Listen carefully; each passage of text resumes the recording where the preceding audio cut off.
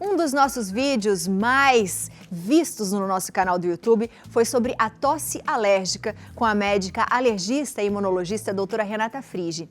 Ele foi exibido em agosto de 2022 e teve mais de 438 mil visualizações.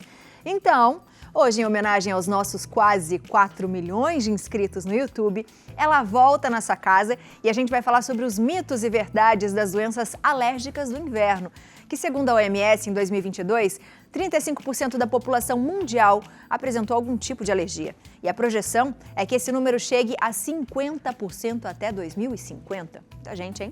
Boa tarde, doutora. Seja muito bem-vinda à nossa casa. Tudo bom? Mais uma vez. Obrigada. Muito legal isso, né? Dos vídeos, da curiosidade, exatamente. né? Exatamente. Adoro o poder dar dicas. Maravilhoso. A gente também adora, viu, doutora? A gente já está vendo aqui coisas ligadas aqui para o nosso ar, enfim. Para poder orientar, uma fumaceira aqui, Andressa, olha. Vai ser bom pra gente. Vai ser bom pra gente, ela falou. Ambiente. É ótimo para umidificar o nosso ambiente. Mas antes da gente ver os mitos e verdades, doutora, nessa época do ano, quais são as doenças alérgicas mais comuns? Agora na época do inverno, do frio, né, o que mais sofre é a via aérea. Né? A pele também sofre, que resseca, mas a via aérea é campeã, né? Então a gente tem as rinites, as bronquites, o desencadeamento das asmas, então rinite, bronquite, sinusite, né, asites. As otites podem vir também por decorrência da sinusite, uma intensidade, muita sinusite, muita secreção nasal pode desencadear otite. Então essas doenças, em geral, são as doenças de via aérea que sofrem mais mesmo no inverno.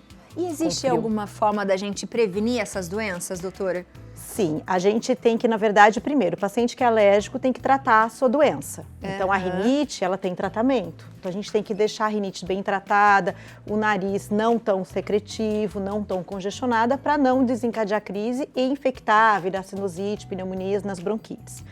E aí, aquele paciente que não é tão alérgico, o que pode fazer também é, por exemplo, e os alérgicos, né, é evitar uma rajada de vento, evitar um tempo muito frio, mudança brusca de temperatura. Isso acaba com a gente, doutora. Essa semana, fazia tempo que a minha crise não voltava, e essa semana eu tô que tô. A via aérea não está acostumada com aquela mudança brusca de temperatura, o corpo está quentinho, de repente vem aquela rajada de vento, isso desencadeia crises alérgicas também. Tá? Aquelas crianças que estão brincando no parquinho sem camisa, estão brincando durante o dia, chega no final da tarde, vem aquele esfria de repente, tem que agasalhar a criança, porque se você não agasalhar, vai desencadear a crise alérgica. Pé gelado no chão, né? Então aquele pé gelado, aquele piso frio, tem que prevenir, colocar meia nas crianças. Faço isso, doutora. Então, tem que fazer, tem que pegar no pé dos nossos filhos. E no meu também, viu? Eu acabo ficando descalça em casa. Então, tudo isso desencadeia a crise alérgica, né? Você tem uma mudança muito brusca da temperatura do corpo que pode desencadear as crises. E doutora, nessa época as pessoas também têm muito receio. É possível a gente distinguir a gripe, um resfriado, de uma doença alérgica? Sim, é possível sim. Tem alguns sintomas que são incomum, né? Então, a obstrução nasal, o espirro, a coriza. Isso é tão comum quanto na rinite quanto na gripe, né? A gripe é uma doença infecciosa, é vírus, né? Então, ela produz um quadro clínico um pouco mais exuberante. Então, por exemplo, a gripe dá dor no corpo, né? Dá um cansaço, uma falta de apetite, uma febre baixa, dor de cabeça, né? Dor muscular, dor no corpo. Isso daí é gripe. A rinite, ela se limita apenas à via aérea superior, né? Apenas ao nariz. A rinite pode dar um pouquinho de coceira no olho também, uma congestão ocular, mas é só na via aérea superior. A rinite não acomete a parte de musculatura, dor no corpo, febre. Eu falo pro meu paciente assim, teve febre, já não é alergia. Já não é alergia. Aí já é algo infeccioso. Boa. Vamos para os nossos mitos e verdades? Vamos, ele me deu até a plaquinha aqui, ó, para eu colocar o que é verdade e o que é mito. E o que é mito. Então, vamos lá. Doutora, a vitamina ajuda a evitar alergias? Melhora a imunidade no inverno, por exemplo? Então, a vitamina é tanto mito quanto verdade, né? Porque assim, a vitamina, ela não vai prevenir alergia. A alergia é uma doença do sistema imunológico, uma doença genética, tá? Então, a prevenir alergia, a vitamina não vai. Nenhum tipo de vitamina previne alergia. Agora, quanto à imunidade, isso também é bem, assim, discutível. Porque, assim, se você tem um paciente que tem um nível normal de vitamina no organismo, ele come bem, se alimenta bem, nível de vitamina C, A, D, B, tá tudo normal, o excesso de vitamina não vai aumentar a sua imunidade. Verdade. A vitamina só vai fazer bem quando o paciente ele tá com a vitamina baixo e aí você suplementa. Aí sim ela vai contribuir com o aumento da sua imunidade, tá? Mas a gente tem que lembrar que a imunidade não é só complexo vitamínico. A imunidade, ela é além de você ter níveis normais de vitamina, você tem que dormir bem, comer bem, se exercitar, tem que ter uma vida saudável. A gente tem que ter um hábito de vida saudável para ter uma imunidade boa.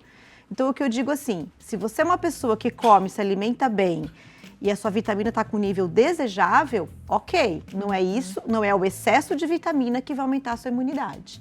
Se você está deficiente, aí sim a suplementação te vai trazer benefício. Boa. Vamos para a próxima.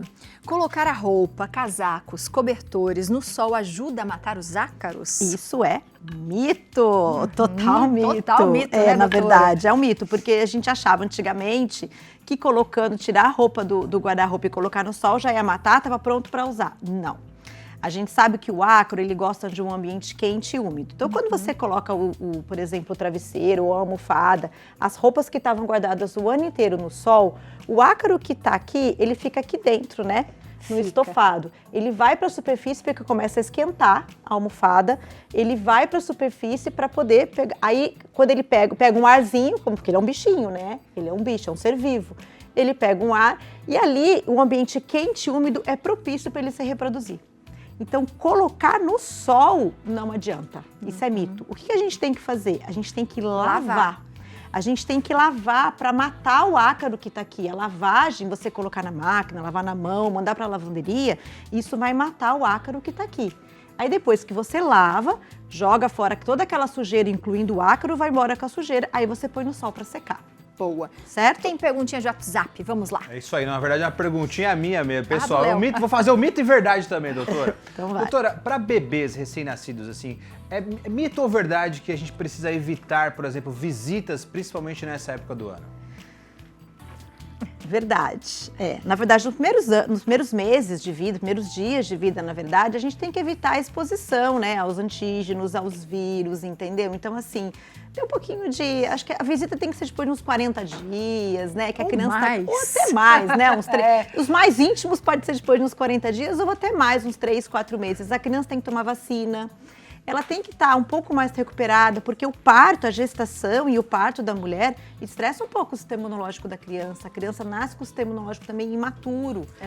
Então, assim, a gente não pode ficar expondo a criança às visitas, aos vírus que essas pessoas carregam. As crianças, às vezes, as mães vão levam olha que bonitinho o priminho. Essas crianças levam um monte de vírus para o bebê, aí pode fazer mal. Boa. Vamos lá.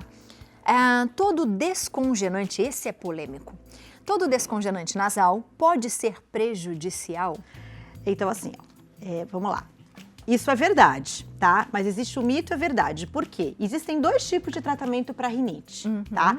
Existe o descongestionante e existe o remédio de tratamento, tá? Então, assim, os descongestionantes parecem com esses daqui. Certo. São remédios que quando você tá todo entupido, você coloca, tá? E eles fazem vasodilatação. Esse é o descongestionante. Esse remédio que só descongestiona e não trata, ele causa uma rinite medicamentosa. Então, aquele paciente que é viciado, que eu falo, não é que ele é viciado psicologicamente, a mucosa do nariz dele só melhora, só desobstrui quando você usa o remédio. Porque o descongestionante causa essa rinite medicamentosa, tá? Então, o descongestionante faz mal para tratar a rinite, ele não é remédio de tratamento. Existe um remédio de tratamento que é parecido também, que são os corticoides nasais. Os corticoides são remédios anti-inflamatórios. Então, eles servem para tratar a rinite, você faz de uso contínuo, diminui a reação inflamatória e aí você trata a sua rinite e para de entupir. Boa. E Tá ele bom? também não usa toda hora, né, doutora? Não, você vai colocar de manhã, à noite, Isso, enfim, né? geralmente esses remédios de tratamento você usa 2 vezes por dia, porque eles são tratamento. E ele vai evitar que você entre em crise. O descongestionante não, ele vai te produzir uma rinite medicamentosa, é o tempo todo usando remédio. Ai, minha gente, não. A lavagem nasal com lota pode ajudar na prevenção de crises alérgicas e doenças respiratórias, doutora? Sim, verdade, isso é super verdade. A lavagem nasal é super importante, tá? Pra gente remover a sujeira do nariz, remover as impurezas, os ácaros, os vírus, as bactérias. A gente removendo, deixando o nariz limpo, você tem menos reações alérgicas, você tem menos reações nasais, menos processo inflamatório. Então, a lavagem nasal é super importante. Boa. Tá?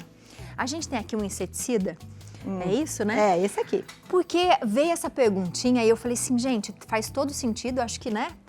Baratas em casa, o próximo, isso também provoca mais alergia, doutora? Olha, é impressionante. Barata é um dos componentes mais alergênicos que a gente tem na sujeira. Quando a gente pega, por exemplo, assim, o restos de baratas, né? Quando a gente pega aquela sujeira que você passa o dedo assim e tá preto, se você colocar no microscópio e analisar o que tem ali tem restos de barata, a gente tem restos de ácaros, né? De poeira, a gente tem resto de pelos de animais, que são os elementos mais alergênicos para a nossa via inalatória, nossa via respiratória. Então, a barata, a periplaneta que a gente chama, ela é aquela barata que a gente conhece mesmo, aquela baratão, aquele marrom. Ela é super alergênica. Então, às vezes a gente, mas a minha casa não tem barata, mas ela tem hábito noturno. Geralmente a barata, ela passa na sua cozinha, ela passa na sua casa e ela deixa um rastro. E esse rastro, restos de barata te dão alergia. Então, a nossa casa tem que estar muito bem detetizada, né? Evitar a presença de barata, que faz parte do controle de ambiente, para evitar as alergias respiratórias. Boa. Tem perguntinha de WhatsApp? Perguntinha de WhatsApp para a doutora, do Diego Regildo. Boa tarde. Alergia pode evoluir para sinusite? A sinusite pode ocasionar dores de cabeça e tontura? Obrigado, Diego, pela pergunta. E aí, doutora? Sim. A rinite, ela eu falo que todo mundo que tem sinusite, a grande maioria, não é 100%, mas provém de uma rinite. A rinite não tratada, ela produz um processo inflamatório no nariz que infecciona. É um processo inflamatório no nariz que vai liberar secreção, vai liberar tipo, a gente diz que a secreção hialina, aquela transparente, parece uma clara de ovo, aquilo ali é quente e úmido. É um ambiente ideal e propício para a bactéria se reproduzir. Então, a rinite não tratada predispõe ao aparecimento da sinusite. A sinusite infecciona os seios da face, aí começa a produzir dor de cabeça, porque faz uma inflamação, pode fazer inflamação nos seios da face aqui na testa, aqui na região da maxila. E esse processo inflamatório pode dar dor de cabeça, enxaqueca, e algumas enxaquecas podem evoluir para tontura. Então, sim, senhor. Sangra nariz, né, doutora? Sangra nariz, exatamente. Doutora, a gente tem aqui um umidificador, é isso? Isso. Ele faz bem para nossa casa, para o nosso quarto, para o nosso ambiente, ajuda na alergia, no tratamento? Verdade. Por que o umidificador faz bem, né? Porque o período do inverno é um período muito seco. A gente tem uma estação de estiagem, seco, no chove, fica tudo muito seco. E o período seco para a nossa via aérea é prejudicial, né? Fica tudo, aí agride a via aérea, esse ar seco. Então, para dormir à noite, o ideal é você colocar um umidificador que faz muito bem para a gente dormir. Tá. Só que o umidificador, a gente tem algumas dicas para deixar para o paciente, né? Tá. Não é legal a gente deixar o umidificador ligado o dia inteiro. Tá? Por exemplo, você tem um quarto fechado onde você está dormindo, colocar um umidificador, sim, é legal, vai ajudar você a respirar melhor durante a noite. Mas você deixar um ambiente fechado 24 horas com o umidificador, vai umedecer o seu quarto. E o que vai acontecer? Bactérias. E vai mofar. Então, mofo, aonde tem mofo, geralmente tem ácaro. Aí você vai propiciar as doenças alérgicas. Então, qual que é o ideal? É você usar o umidificador durante a noite. A hora que você está indo dormir, uma meia hora antes, ligar o umidificador, ficar até umas 6 horas da manhã, mais ou menos, a hora que acorda. Acordou, desliga e abre o quarto. Tem que entrar ar, tem que entrar sol no quarto para você tirar todo aquele ambiente úmido que ficou, para não mofar. Entendeu, né, minha gente? E se cuidem, viu? Se cuidem, porque é necessário e a gente sabe que essa temperatura, esse tempo tá bem doido, né, doutora? Essa inversão, de uma hora tá frio, outra hora tá calor, o nosso organismo não consegue se adaptar muito rápido e isso acaba desencadeando as doenças alérgicas. Ai, as alergias. Doutora, muito obrigada. Seja obrigada sempre a bem-vinda. Adorei. Eu também. Obrigada pelo convite. Que o nosso vídeo bombe de novo. Exatamente. Você de casa não falou aproveita. chazinho. É o chazinho. Rapidinho. Qual que é chá, doutora? Então, na verdade, existe o chá que os pacientes adoram. Então, o chá é verdade, tá? Ele ajuda. Não é que ele ajuda no sistema imunológico. Ele também, como eu te falei, estamos um pouquinho o sistema imunológico deficiente, ajuda a aumentar as vitaminas. Mas o chazinho quente antes de dormir ele ajuda a você deixar a mucosa da viária um pouco mais, menos fria. Então, é melhor para você respirar à noite. Então, um chazinho quente de dormir faz muito bem para o paciente. Então, eu sugiro gengibre, alecrim, hortelã, mel, limão. Tudo isso daqui faz muito bem, tanto para o sistema imunológico e deixa a nossa viária um pouquinho mais quentinha antes de dormir. Adorei. É uma dica. Boa Tá dica, bom? boa Então, dica. tá bom. Quando eu era criança, às vezes eu ainda ficava pertinho do chá pra sentir o vaporzinho dele também, porque dá uma ajuda, né? Ajuda bastante. Tá bom? Dá certo. Então Minha tá avó bom. arrasava. Contatos da doutora 12 3913 6154. O Instagram doutora Renata Garbossi Frigi tá aparecendo pra você aí na telinha. Ó, mais de 430 mil visualizações. Isso aí vai bombar também. Se Deus quiser. Beijo. Beijo, tchau, obrigada. Obrigada, doutora.